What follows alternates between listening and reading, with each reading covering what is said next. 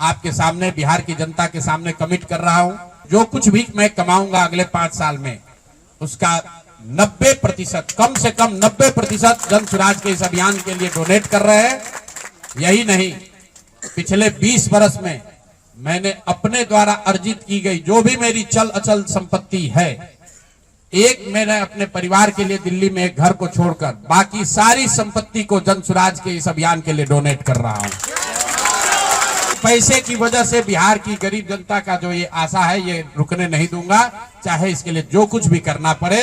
पैसे की वजह से ये अभियान रुकने वाला नहीं है। जन स्वराज के इस प्रयास की सराहना करते हैं तो सिर्फ YouTube पर कमेंट करने से नहीं होगा, सिर्फ धक्का करके मेरे से मिलने से नहीं होगा कि भैया हम आपके साथ हैं।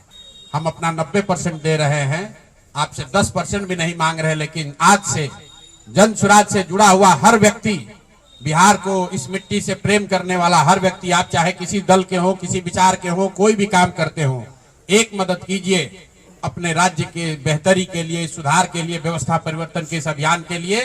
कम से कम 1000 रुपया जरूर आप डोनेट कीजिए। 1000 रुपया जन स्वराज को जरूर दीजिए।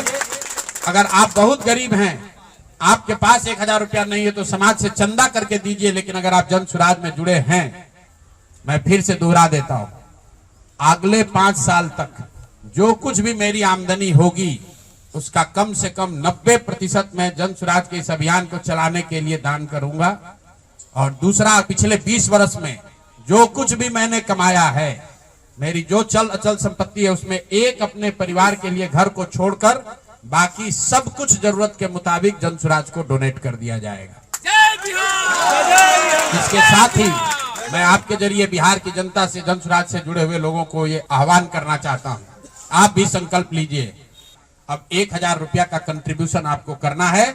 मेरा विश्वास है कि बिहार के 13 करोड़ जनता में से अगर 1 करोड़ लोगों ने भी 1000 रुपया का योगदान कर दिया, तो अगले 5 साल तक इस अभियान को कोई रोक नहीं पाएगा।